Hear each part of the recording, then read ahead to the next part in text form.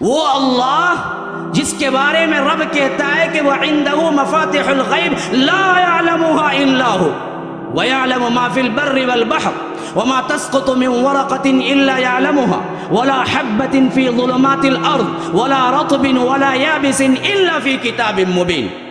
تمام غیب کی چابیاں اللہ تبارک و تعالیٰ کے ہاتھ میں، اس کے علاوہ کوئی نہیں جانتا۔ وَعِندَهُ مَفَاتِحُ الْغَيْبِ لَا يَعْلَمُهَا إِلَّا هُوَ وَيَعْلَمُ مَا فِي الْبَرِّ وَالْبَحْرِ، زمین میں جو کچھ ہو رہا ہے، سمندر میں جو کچھ ہو رہا ہے، وہ سب کچھ جانتا ہے۔ وَمَا تَسْقُطُ مِنْ وَرَقَةٍ وَمَا تَسْقُطُ مِنْ وَرَقَةٍ إِلَّا يَعْلَمُهَا، زمین کے درختوں میں کوئی پتا نہیں گرتا لیکن رب کو معلوم ہوتا ہے۔ اللہ کی قسم، دوبارہ اللہ کی قسم، سہبارہ اللہ کی قسم کھا کے کہتا ہوں، تم ایک درخت کے سامنے تمہیں کھڑا کر دیا جائے اور پورے ایک دن 24 آورز تمہیں دے دیا جائے، تم ایک درخت کے پتے گن کے ایکیوریٹ نہیں بتا سکتے کہ کتنے پتے ہیں اس درخت کے اندر۔ پورا ایک دن لے لو اور آج کے جدید ترین آلات استعمال کر لو اور محنت کر لو کہ ایک درخت کا پورے پتے گن کے تم بتا سکو۔ میرا رب وہ ہے کہ کائنات کے جتنے کروڑا کروڑ درخت ہیں، اس کے پتے تو کیا، اس کا ہلنا اور اس کا گرنا بھی رب کے حکم سے ہوتا ہے، اس کے علاوہ نہیں۔ یہ میرے رب کی شان ہے۔ تم کہاں چلے گئے؟ تم رب کو جانے، اس لیے اللہ کہتا ہے وَمَا قَدَرُ اللَّهَ حَقَّ قَدْرِهِ، لوگوں نے جیسے اللہ کی قدر کرنی چاہیے تھی ویسی قدر نہیں کی۔ اللہ تبارک و تعالیٰ کی عظمتوں کو بھلا دیا۔ سب سے بڑا دوری کا سبب، اب میں دوسرے سیکشن پہ آ رہا، سب سے بڑا دوری کا سبب اللہ تبارک و تعالیٰ کی وحدانیت کو نہ جاننا، علم سے دور ہو جانا اور قرآن کو چھوڑ دینا، کتاب اللہ سنت رسول اللہ کو چھوڑ دینا، یہی سبب ہے۔ ورنہ تو پڑھ جاؤ رب کی عظمت کیسی ہے۔ کل قرآن، ابن قیم کہتے رحمہ اللہ، کلہ التوحید، پورا قرآن تو توحید ہی تو بیان کر رہا ہے۔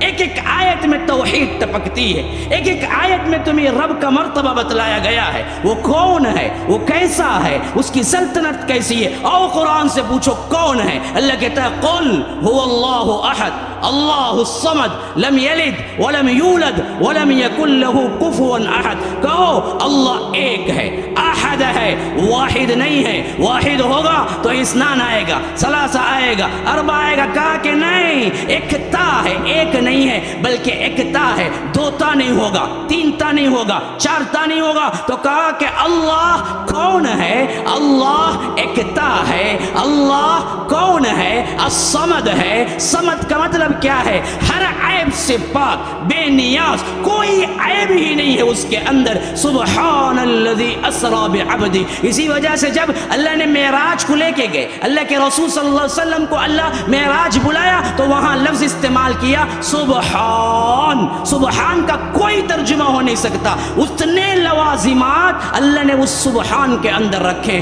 پاک ہے وہ ذات جس کے اندر کوئی عیب نہیں، جو اپنے بندے کو رات بلکہ رات کے ایک حصے میں لے گیا اور پوری دنیا کی سیر کرا کے لا دیا، پھر بھی وہ رات جاری و ساری تھی۔ کہا کہ اللہ الصمد لم یلد ولم یولد، نہ باپ ہے نہ بیٹا ہے، وہ ایکتا ہے۔ ولم یکن لہ صاحبہ، اس کی کوئی بیوی نہیں ہے۔ ولم یکن لہ کفوا احد، اس جیسا کوئی نہیں ہے کائنات میں، کوئی نہیں ہے۔ لیس کمثلہ شیء، وہ ایسا ہے اس کی کوئی مثال کائنات میں نہیں ہے۔ اللہ کا ہاتھ ہے، مثال کوئی نہیں ہے۔ اللہ کی آنکھ ہے، مثال کوئی نہیں ہے۔ اسی وجہ سے امام ابن تیمیہ رحمہ اللہ صفات کے بارے میں جب لکھتے ہیں تو کہتے ہیں کہ صفات پر ایسا ایمان لانا ہے، الایمان بما وصف اللہ بہ نفسہ او بما وصفہ بہ رسولہ من غیر تکییف ولا تعطیل ومن غیر تشبیہ ولا تکییف، کہ اللہ کے صفات کو تم ایسے مانو جیسے اللہ نے بتا دیا اور جیسے رسول نے بتا دیا،